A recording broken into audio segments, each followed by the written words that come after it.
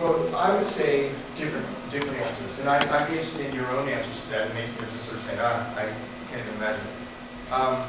There is a partisan reason for Democrats to think about it, right? So that's the opening answer, and at least we need to have, there is a conversation to be had for Democrats. It's crazy that a party could get only 45% of the vote and keep the House of Representatives, right? Like, imagine that in presidential terms, in a turnout of like 130 million people. That's like a 14 million, whatever. It's like something like a 12 million vote margin that would not be decisive. And I think that that creates a certain dynamic that I think is problematic for Democrats, but also problematic for Republicans. That if Republicans want to be the party of the House of Representatives forever, maybe that's okay. If they want to win the presidency, and if they want to be a party that keeps evolving with the people and is responsive to the people, having this sort of weird distortion, I think, makes that harder to do. So I think that there at least would be some Republicans who would be interested in that conversation. I think there are those that I would, sort of the 50-state people, the people that think it's maybe it's the right thing to do, but they think it's the right thing to do for their party, and the right thing to do for the country, to be able to have people compete everywhere. So it's like the Howard Dean ethos of the 50-state, but it's sort of the Newt Gingrich has kind of a counterpart view of that. Who, by the way, Dean and Gingrich both support the National Public Vote Plan for president, sort of that same thing. We think it's better if people run for president that they could like compete in every single state. Do you have a thought you want to add? Yeah. So, did you get the packet on monopoly politics? It gives a little bit, for anyone who got it, it gives a little bit of information about our predictions for 2014. A few months back, we listed the 10 most vulnerable incumbents in the 2014 election. And 3 of the top 4 were Mike McIntyre, Jim Matheson, and Gary Miller. And Matheson and McIntyre were Democrats in red states, and Gary Miller was a Republican in blue states. And not only were they Democrats in red states, they were Democrats in actually red districts, districts that voted for Romney. And Gary Miller was in the district that voted for Obama. And now all 3 of these people have since decided that they're not going to run for re-election in 2014. And this is in part because we've seen such a hardening of partisanship.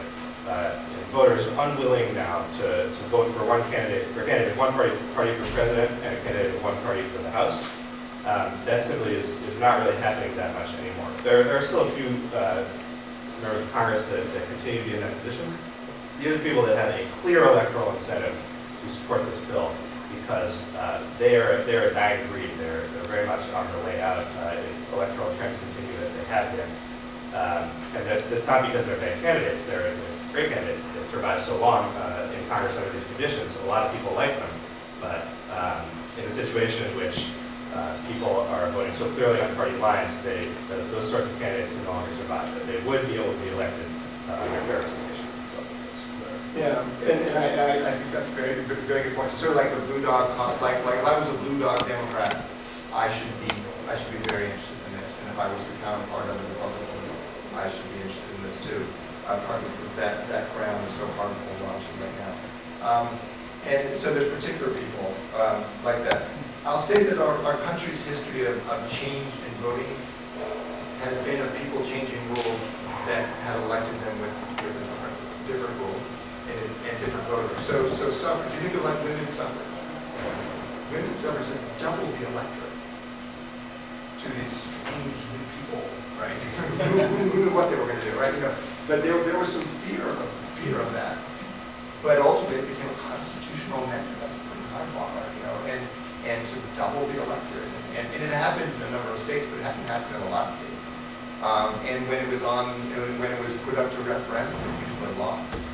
And voters didn't necessarily do it, but at a certain point, that change happened. It was the right thing to do, honestly.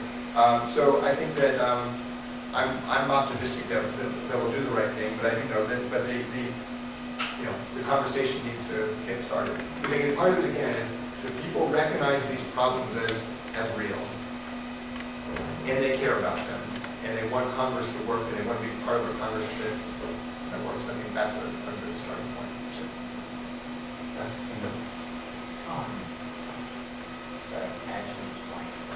Okay, well, we'll come back to you.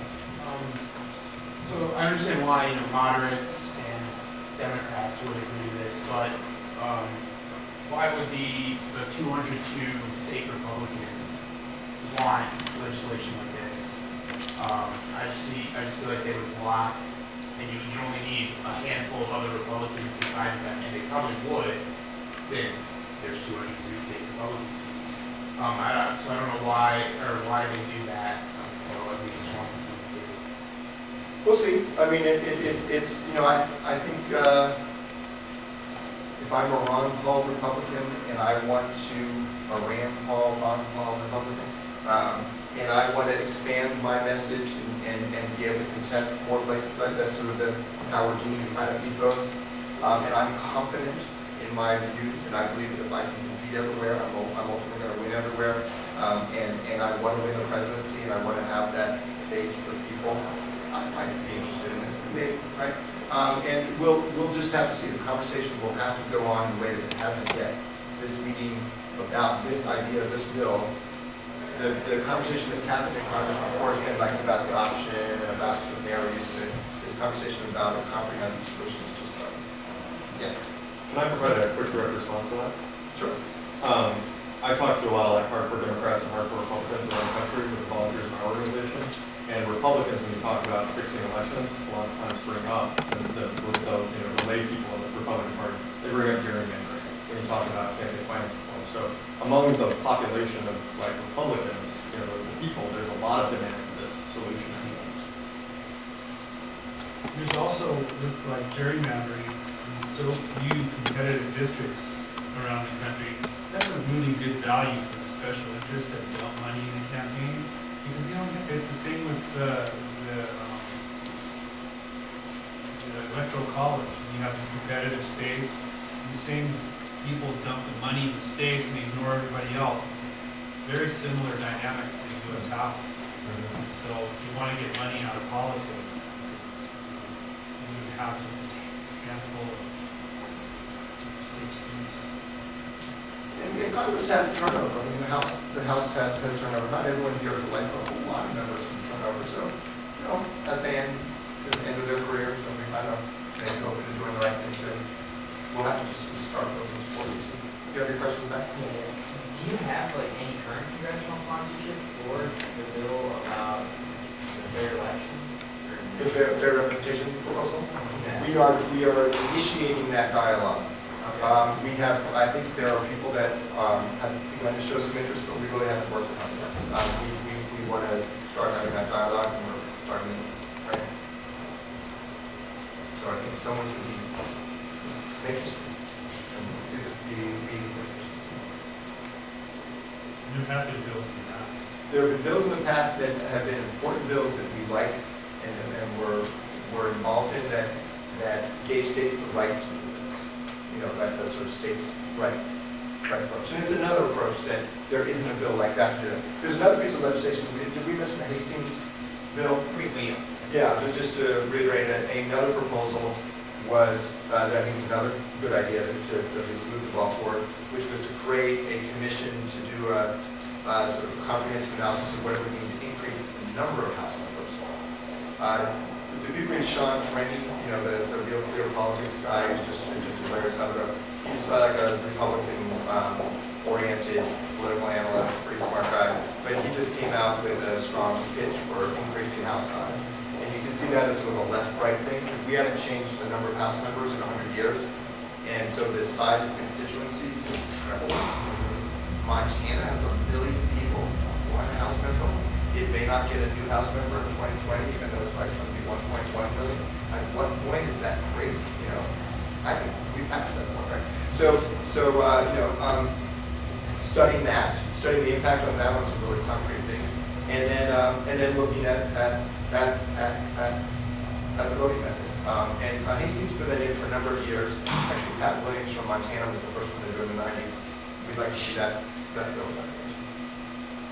Yes. I'm just kind of curious. You mentioned past efforts. I was kind of curious, what was it that kept those efforts from actually making it through, or what common problems kept those efforts from coming to fruition? It's a good question. Mel Watt, I think, was pretty optimistic that his bill might move. He was proposing that in the late 90s. It has to get a certain threshold, I think, of people talking about it. He did start off. He had a Republican on his bill too. You know, so he started off in a bipartisan place. But I think he never kind of got that threshold. They had a hearing, and you know, it was a time where it's model, and it's got sort of other things going on. I think the fact that it's creating an option in a certain way is more politically palatable, but the other hand makes it seem less meaningful too. It's sort of like, well, is that going to really happen? You know, like, and so sometimes, you know, maybe we got out here with the ambitious proposal, then the compromise proposal becomes the option, or something like that, right? But you got to get the conversation going where people say, wow, that would really be amazing, or that would be really great opportunities to address certain things, and then the idea of the more moderate things become. But if you sort of lead with the pragmatic, sometimes it's hard to get support for it. That might.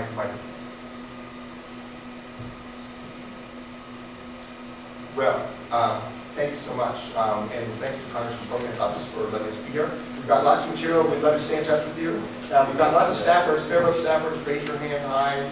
Former FairVote staffers can raise their hand high too. Good. So feel free to grab someone and talk as you go out. But anyway, thanks for coming, and we'd love to stay in touch.